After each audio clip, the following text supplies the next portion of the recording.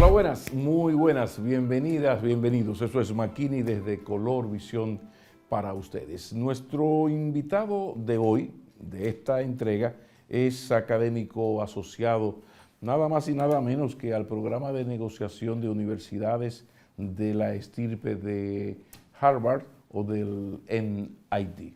Si algo faltaba, es presidente de Cambridge International Consulting, es un destacadísimo analista fino, analista político, articulista de Diario Libre y viene a ayudarnos a comprender un poco mejor este nuevo mundo. ¿Por qué no decirlo una vez más? Cuando nos sabíamos todas las respuestas, nos cambiaron las preguntas y hay que acudir a los estudiosos para que nos expliquen este nuevo tablero mundial que se le presenta a la gente con estas acciones multipolares. Ya tenemos una China vencedora, tenemos a los Estados Unidos, tenemos a Rusia y tenemos a la vieja Europa. ¿Qué va a pasar con cada uno de ellos a partir de lo que está ocurriendo y cuáles son las lecturas de, por ejemplo, esa invasión Rusia a Ucrania? Son muchas cosas. Por supuesto que no puede faltar, porque hay que hacerlo y vamos a hacerlo, el análisis de la política dominicana. ¿Cómo ve Nelson Espinal Báez el escenario político, la cultura, la expresión de la cultura política dominicana a la víspera de una muy posible repostulación presidencial y de unas elecciones en 2024? Así que nos vamos a una pausa, pero acompáñenos cuando regresemos. El doctor Nelson Espinal Báez está con nosotros. Sean felices. Ya regresamos, ya regresamos. Buenas noches, Nelson Espinal y Báez. Un gratísimo placer, como siempre, qué bueno. Un placer estar aquí, Pablo, de nuevo, en mi casa. Sí, dígalo, ¿cómo se dice en el argot pueblerino? Dígalo y dígalo duro. Así es. Como decía Yupanqui, decía en una de sus canciones, dice, al final era un ranchito que han levantado estas manos. Esa es su casa, paisano, y ahí puede pegar el grito. Exactamente. Siempre lo recuerdo.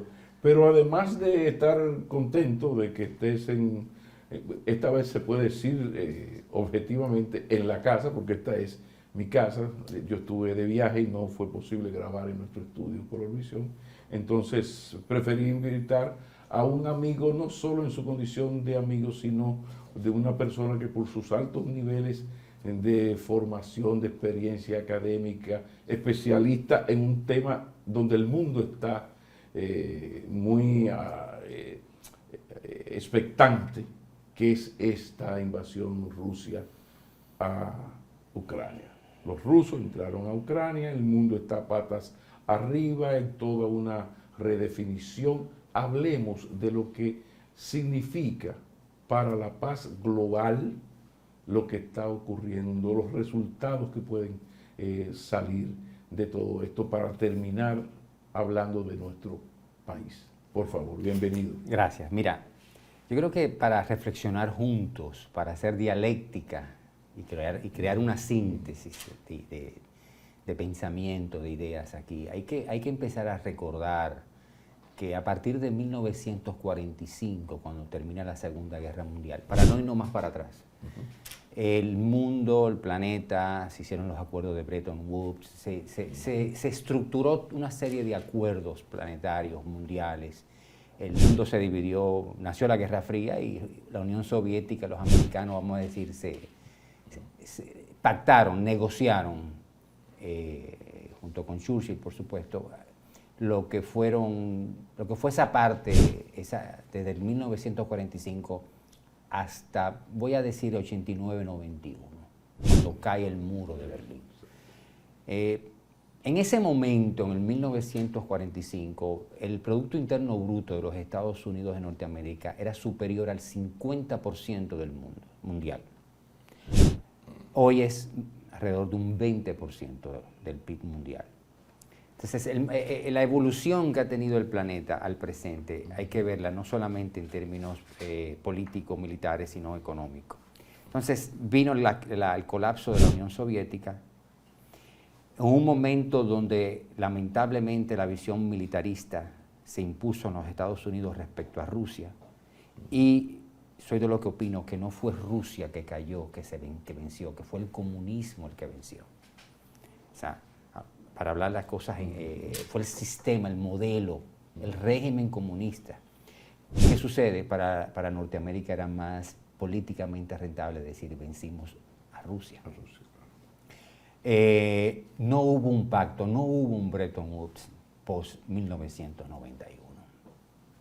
Al no haber un Bretton Woods, no se llamó, no se le dio lo que llamamos los negociadores, el puente de plata al vencido. Ven Rusia, echa para acá y vamos a ser parte de esta Europa, de esta visión continental, de democracia, de capitalismo que hay, porque Rusia eso es capitalista. quizás puede explicar el hecho de que posterior a Bretton Woods hay este gran acuerdo, repartición, zonas de esfera. De repente, con esta crisis del 89-91, fuera URSS y ese bloque, uno observa que a partir de ahí lo que ocurre es que los norteamericanos comienzan a buscar otros enemigos que necesitan los imperios. Entonces de repente entramos a narcotráfico, que ya venía, correcto, y el elemento terrorista, pero no hay Bretton Woods, pero no que hay, es lo que pero acertadamente no, destacas. Sí, no ¿Y hacia hay. dónde condujo eso? Ahí vamos. Entonces, ¿qué sucede? Ausencia de Bretton Woods, ausencia de pacto, ausencia de incorporación de la gran madre Rusia, el gran oso, ¿no? Se permite dejar que ese proceso, vamos a llamarlo aislado, ¿no? Viene la dependencia energética de Europa con Rusia, viene la dependencia energética con Rusia, viene la debilidad de la OTAN, el debilitamiento de la OTAN, viene de hecho el debilitamiento de Occidente, porque acuérdate de Fukuyama y el fin de la historia, y todos seremos felices, todos seremos felices y viviremos contentos, o sea, todo una visión un poco ingenua del proceso. Mientras tanto, antes de responder tu pregunta, ¿quién va creciendo? China. Y mientras Rusia no era un problema económico, tal vez un problema, el único militar sí, un gran potencia militar, pero no un problema económico para Estados Unidos. China se va fortaleciendo, se convierte en lo que yo llamo la gran zona franca planetaria. O sea, China es una zona franca. Fabricar en China es hiper barato y exportar en China es hiper barato, ¿verdad? Que algún día se sabrá si fue correcta esa estrategia, por lo que esa expresión de la globalización provocó a lo interno de la sociedad norteamericana, que la partió en dos, generó una pobreza importante en la parte central, y a partir de ahí llegamos hasta Trump, que es el no va más. De eso tendríamos que hablar en otro programa, porque esto hay otros temas. Okay. Se fortalece China. Tu amigo Vladimir Putin toma el poder. Muy Daragoy, Rusia. Sí. Viene de la KGB, con mentalidad de la KGB, que es la CIA de la Unión Soviética, de la antigua Unión Soviética. Y este hombre de repente quiere volver a los tiempos de la Unión Soviética. Este hombre de repente quiere sentirse, siente temor de que la OTAN esté cerca, de que la OTAN esté cerca de sus fronteras, de aquellos países que se fueron de la antigua Unión Soviética. Todos aquellos países que se fueron de la antigua Unión Soviética se incorporan a la OTAN, se van incorporando a la OTAN, se van incorporando. La OTAN, que nace en el 49 con 12, hoy tenemos 30. Y entonces su frontera está llena de la OTAN, con el famoso artículo 5 de la OTAN, que al que ataca a uno, lo ataca a todos. De repente el hombre dice, no, tan cerca no. Es como que en Haití estén bases militares soviéticas, rusas.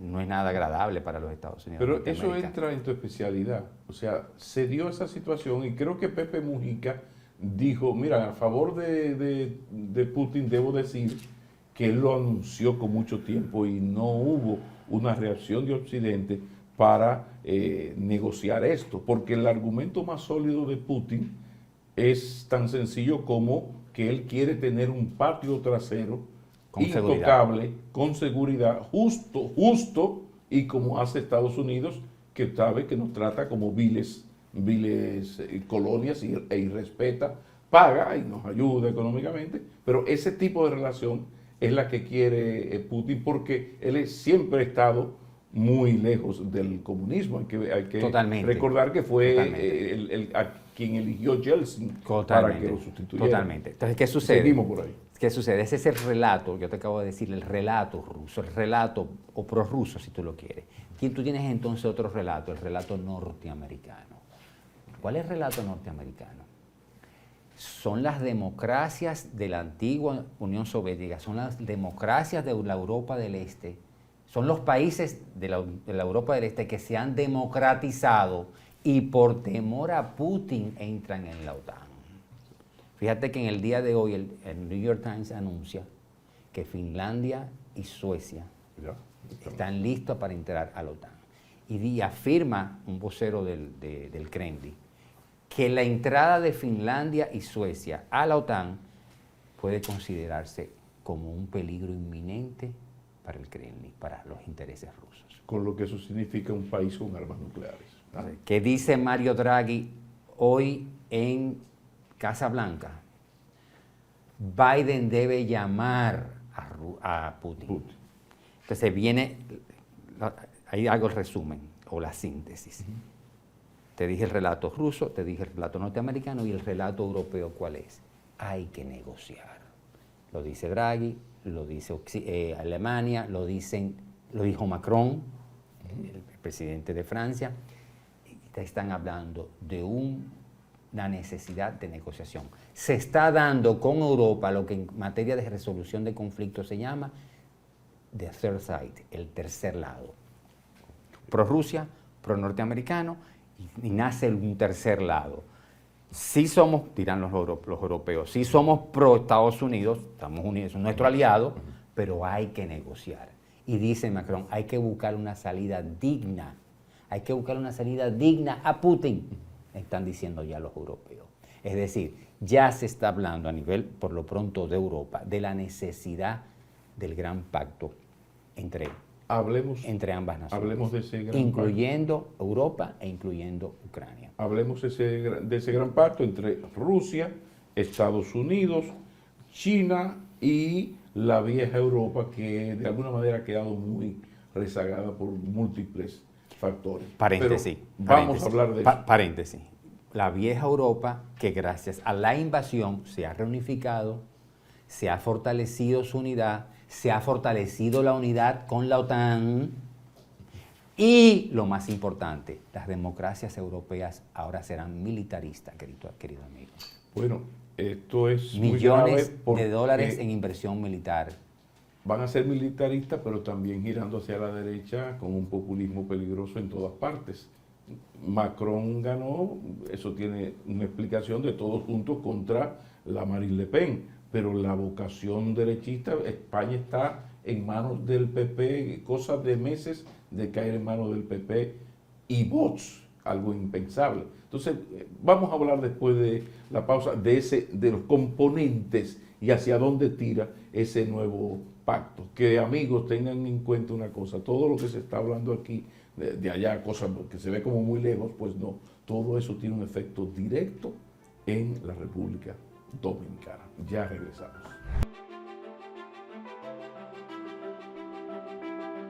Bueno, mis amigos, resulta que mi invitado, y ustedes muchos lo saben, es un gran experto internacional en resolución de conflictos. Él es parte del programa de negociación y resolución de conflictos de dos humildes universidades de Harvard y de MIT. Yo le dije que si él quiere, podríamos poner la Universidad Banileja sureña. Pero entonces, una persona con una experiencia tan grande en resolución de conflictos, en negociación, puede hablarnos con mucha autoridad sobre lo que viene ahora. El Gran Pacto, siglo XXI, ¿cómo resolver esta negociación para alcanzar ese pacto? ¿Cómo se puede hacer entre, ya dijimos, esas fuerzas, China, Estados Unidos, Europa, Rusia? Por favor. Bien.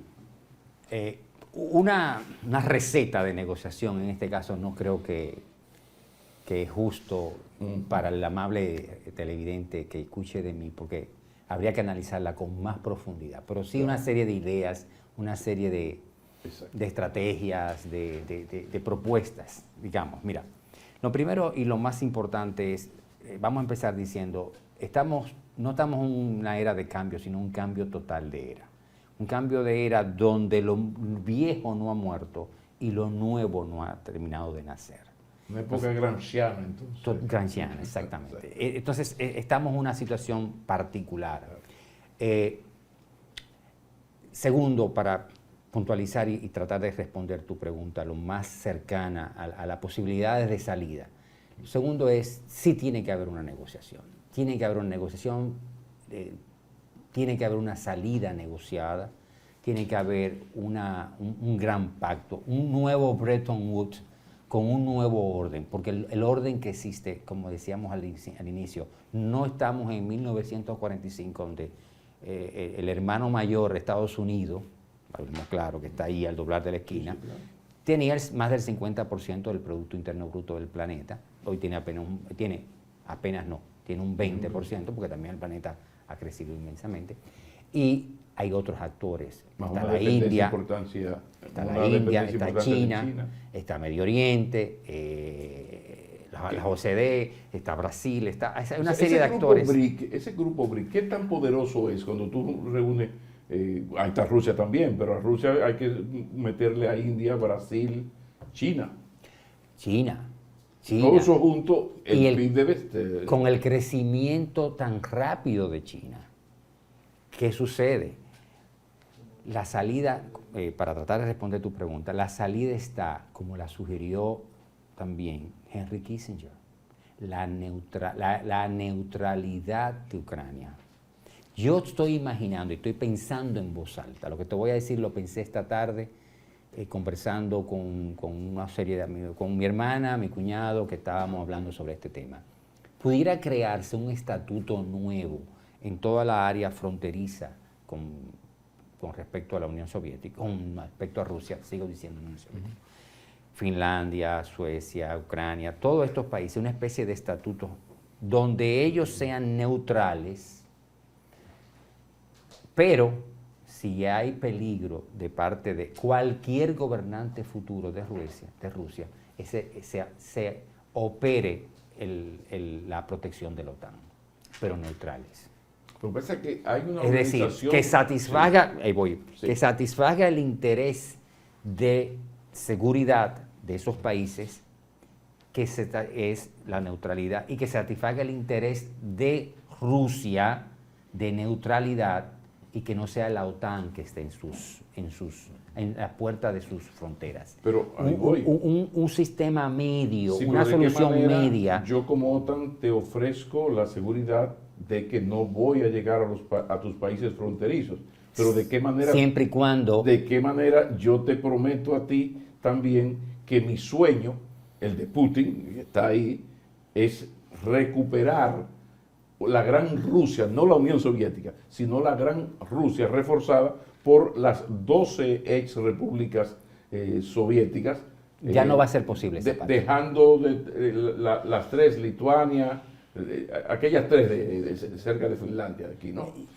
Entonces, ahí la negociación tendría que centrarse en esto. Dame, OTAN, la seguridad de que puedo estar tranquilo. Coño, sí, pero yo tengo que darle a Occidente la seguridad de que yo voy a dejar para el siglo 30 esta aspiración mía de recuperar todas estas pequeñas... Esa aspiración no va a ser posible, te voy a ser honesto. Y no va a ser posible en la medida que Putin esté vivo. Ese es el peligro de esa negociación, y que ahí es que voy. Mientras Putin esté vivo, el peligro de esa negociación va a estar en esa aspiración y ese discurso de Putin, que ponen en entredicho la seguridad de estas naciones, de algunas que ya están en OTAN, tú lo sabes, de otras que ya quieren ingresar a la OTAN como Finlandia y Suecia. Y Ucrania, que es el país pulverizado por la guerra, que está todavía dispuesta a ser neutra, todavía lo dice, está dispuesta a ser neutra, siempre y cuando le garanticen seguridad. Y la seguridad, ¿quién se la va a garantizar? Es OTAN, no va a ser Putin. No va a ser Putin. Porque recuérdate que Ucrania es un país con 30 años y pico de democracia.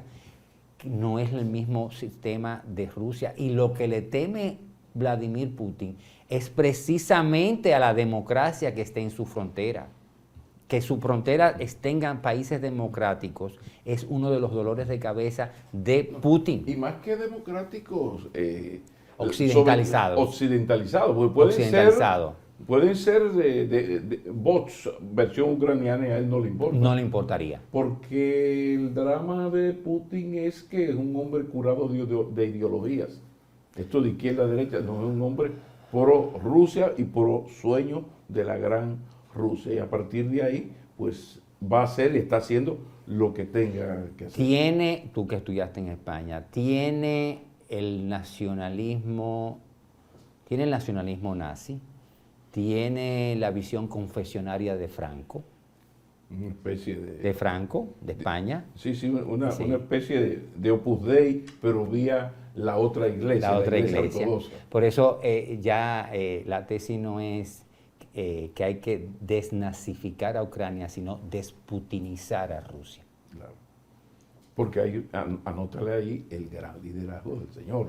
Sí. O sea, que a veces en estas confrontaciones se pierde la objetividad. Se pierde la objetividad, exacto. El gran liderazgo de él y sobre todo esa estructura que lo respalda, militar, económica, que es poderosa. Porque que hasta el día de hoy se dice que hay problemas internos, las informaciones de inteligencia lo afirman, pero es una estructura algo que no poderosa. Se ha dicho es que en la medida en que cae el comunismo, donde todo pertenecía al Estado, entonces se ha creado una gran burguesía al amparo de los políticos. Algunos son políticos. Entonces hay una grandísima burguesía que es lo más parecido a lo que ocurrió en República Dominicana. Por eso se ha robado tanto y se sigue robando. Y tú dices, todavía hay terrenos del CEA, se sigue robando terrenos del IAD.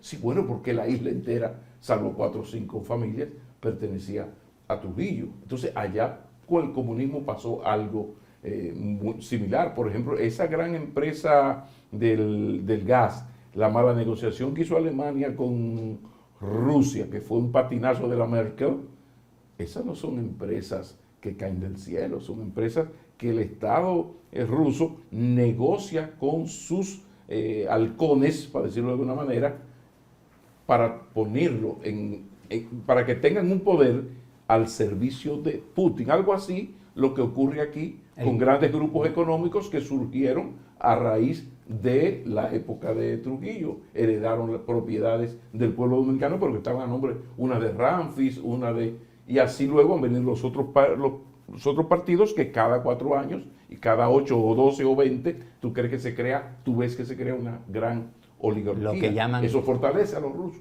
Lo que llaman crony capitalism, capitalismo de guates, de compadreo, que en esencia se llama mercantilismo.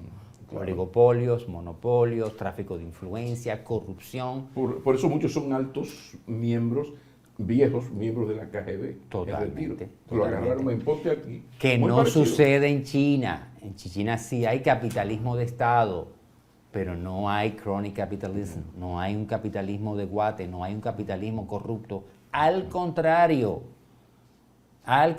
que se cruce de la raya, bueno, está mal. Había aumentado los hechos de corrupción de líderes medianos y altos del Partido Comunista Chino en sus relaciones con sus queridas. Solución: prohibidas las queridas. Increíble.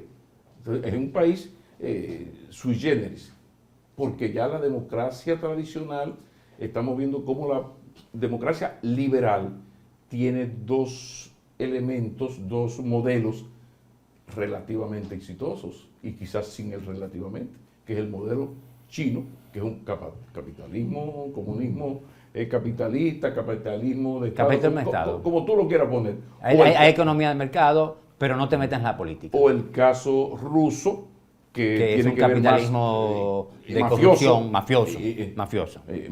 Esa es la frase. Sí, pero están ahí. Entonces, a partir de ahí...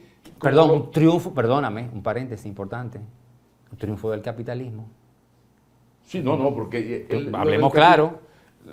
Estamos hablando de modalidades. Sí. O sea, la democracia liberal está en crisis en todo el mundo. Subrayemos, no es la democracia, es la democracia liberal. Hay otras alternativas que a nosotros, los que tenemos un compromiso con la democracia auténtica, que quiere uno que es la auténtica, la de los derechos, libertades fundamentales, no nos gusta la versión rusa o china.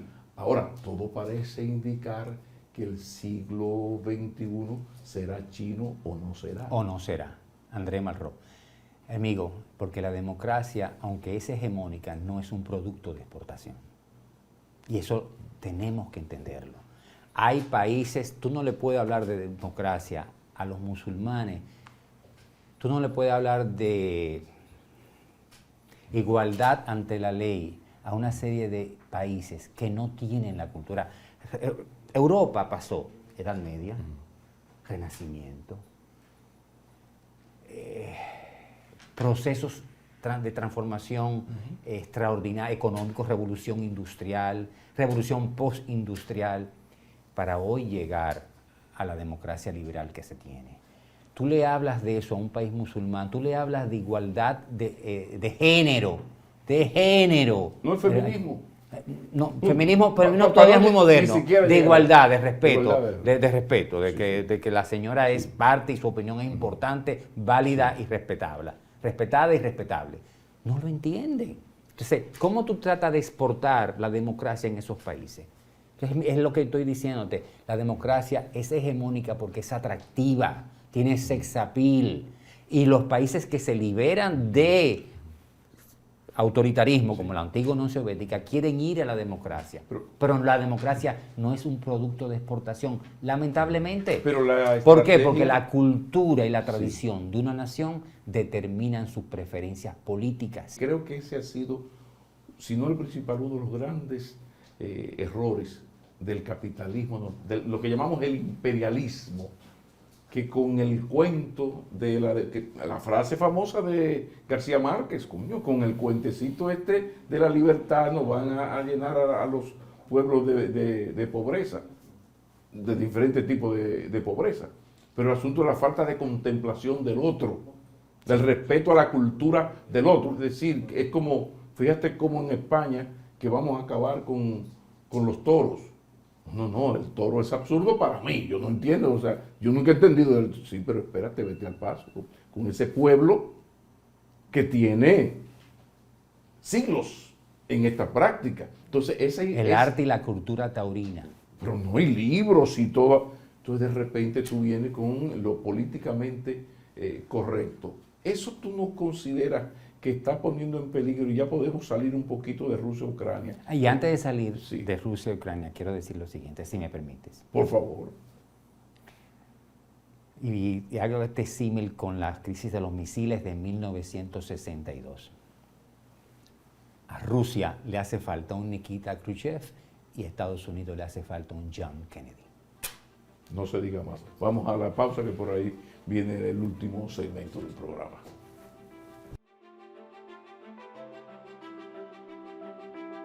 Continuamos, último segmento, Nelson Espinal Báez.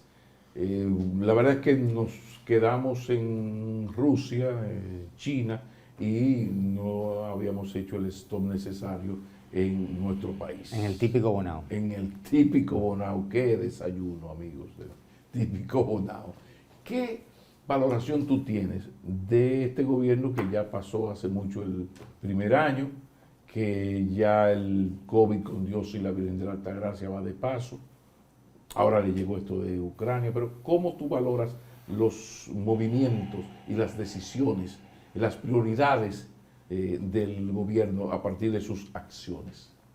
Mira, en 3 meses este gobierno llega al ecuador de sus 4 años, a la mitad de sus 4 años. En el 16 de agosto estamos ya 3 meses. Sí. Evidentemente ahí es que va a empezar la oposición a reciar con más, a atacar con más virulencia, a hacer oposición con más fuerza, con más, con vocación a alcanzar el poder, buscando el poder.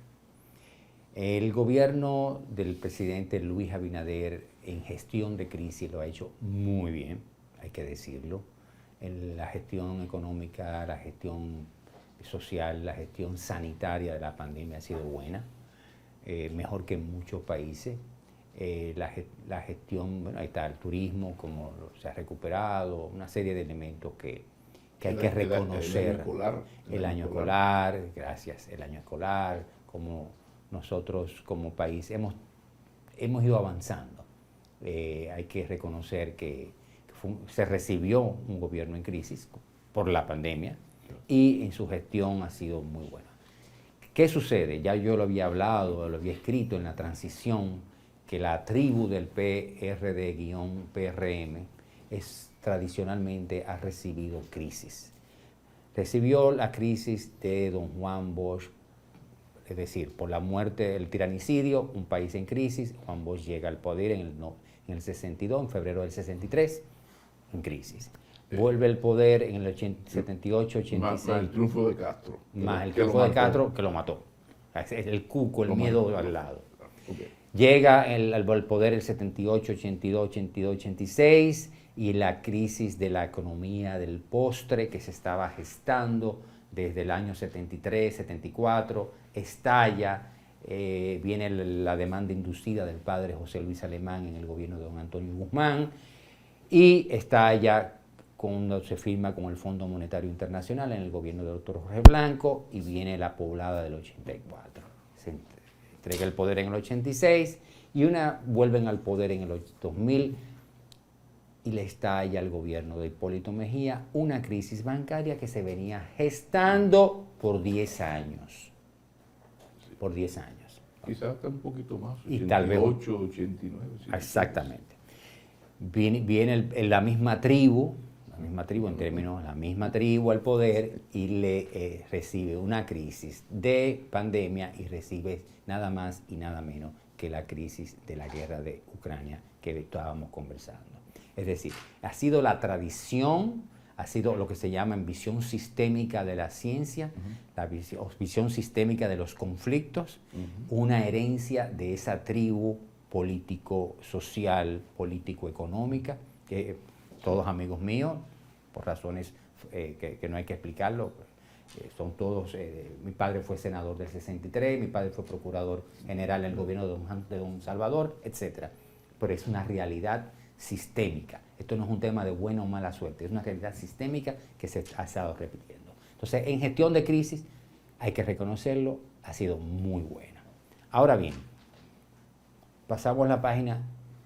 El gobierno ha tenido un tema de comunicación. Lo dijimos aquí hace un tiempo. Sí, claro. Un tema de comunicación. Y es que se ha propuesto una comunicación hacia el público de grandes cambios. Estamos cambiando la República. Estamos haciendo lo que nunca... bueno, eso lo decía Danilo, pero estamos haciendo un giro de 180 grados. ¿Tú dirías que el discurso podría ser contradictorio en la medida en que yo denuncio, expreso crisis, una gran crisis, incluso que no depende de mí? Que no depende de él, pero al mismo tiempo... Estamos con anuncios grandilocuentes, estamos cambiando el rumbo de la historia. Entonces, este elemento, un discurso sumado, que la realidad puede desmentir. Que la realidad no por culpa del gobierno. No, por una crisis heredada, planetaria, ambas.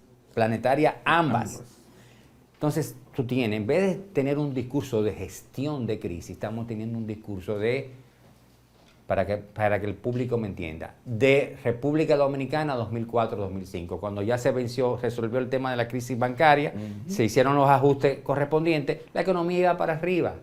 Claro. Era ideal, era coherente hablar de grandes... Era al revés, porque ese avance 2004-2005 no fue una decisión de ese nuevo gobierno. Fue anterior. Fue anterior y parte de la decisión del Departamento del Tesoro, los organismos internacionales, Banco Mundial, que aprietan y deciden que por aquí es que va la cosa, con el Fondo Monetario que también participó en esto. Pero es bueno anotar esas coincidencias. Exactamente. Es la realidad histórica.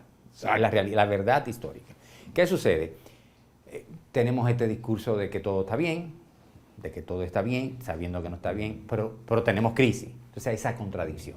Tenemos otro elemento que lo hemos dicho aquí, es que cada ministerio se ve estanco, separado del gobierno. Son como feudos, el feudo del ministro, feudo no en términos de poder, sino feudos como estancos separados. ¿Herencia PRD? Mira, el gobierno de don Antonio Guzmán fue un gobierno bastante armónico en sentido general. Yo diría que ha sido más que todo por inexperiencia. Yo creo que el presidente Luis Abinader debe ahora alinear en estos 2 años y tener un gobierno unificado con una comunicación, voy a usar la palabra correcta, holística, de un todo. Integral. Integral. De moda, Holística. ¿Para qué? Para que no sea estos estancos separados, ¿no?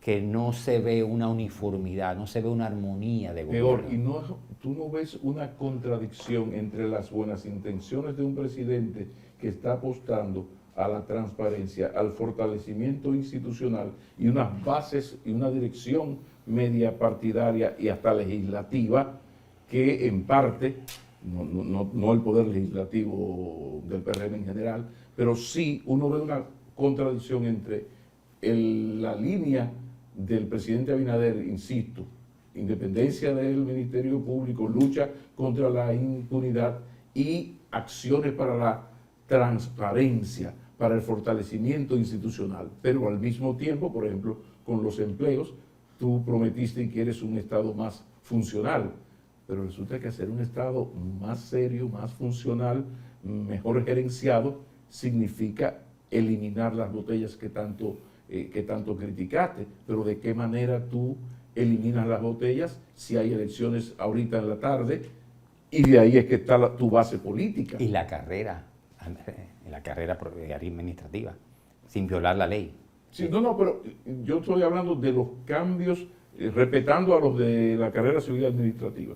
Yo te estoy diciendo es que el presidente quiere hacer esto, pero si lo hace como él lo quiere hacer, va a afectar totalmente a la base política. De hecho, se quejan de que no haya entrado más. Incluso con todo lo que ha ocurrido, tú escuchas las quejas. Entonces, te pregunto, ¿hasta qué punto la cultura política dominicana se opone a todos los planteamientos que en la oposición hacen los partidos y que luego que llegan, esa oposición le llega a le domina?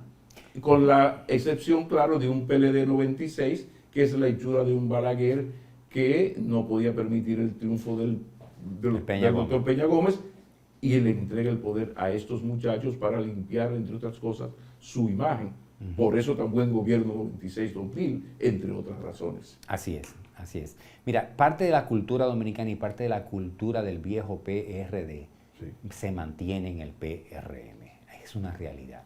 El PRM sigue siendo un partido cuya base política, cuya base social es el antiguo PRD.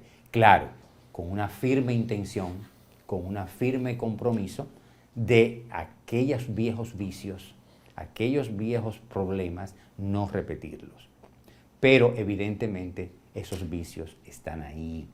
Y decíamos también en este programa que una de las fuentes, de las matrices de oposición más peligrosas que tiene el PRM es el PRM. Lo decíamos aquí y hay que repetirlo. Es una situación real, tangible, que carcome la coherencia, la cohesión partido-gobierno. Pero todo eso lo resume la expresión del doctor Peña Gómez, por aquello de que Solo el PRD vence al PRD. Ahora, finalmente terminando, el escenario entonces de un 2024 con un presidente que la tiene muy, muy difícil de irse en primera vuelta, prácticamente imposible la modificación constitucional a la fecha. Faltan 34, que aquí han pasado cosas peores, faltan 34 votos. Entonces, ese escenario, ¿cómo tú ves y un PLD partido en dos, que el que quede en tercer lugar sea Fernández o Medina? Las masas seguidoras de Fernández o de Medina se prevé que van a ver más fácil votar por sus antiguos compañeros de 40 años que votar por un partido que ha sido su adversario histórico, a pesar de que Leonel mantenga su alianza con Abinader.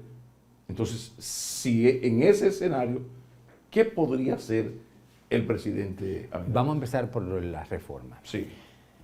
Al principio del gobierno, el presidente Abinader, el presidente Luis Abinader, dijo que la principal reforma de su gobierno era la reforma fiscal.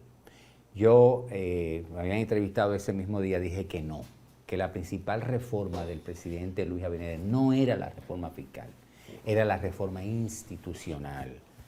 Lo dije y lo voy a repetir. ¿Por qué? Porque este país se movilizó buscando precisamente cambios institucionales, regeneración ética, transparencia, rendición de cuentas, régimen de consecuencias. Esa es la movilización, esa es la aspiración nacional.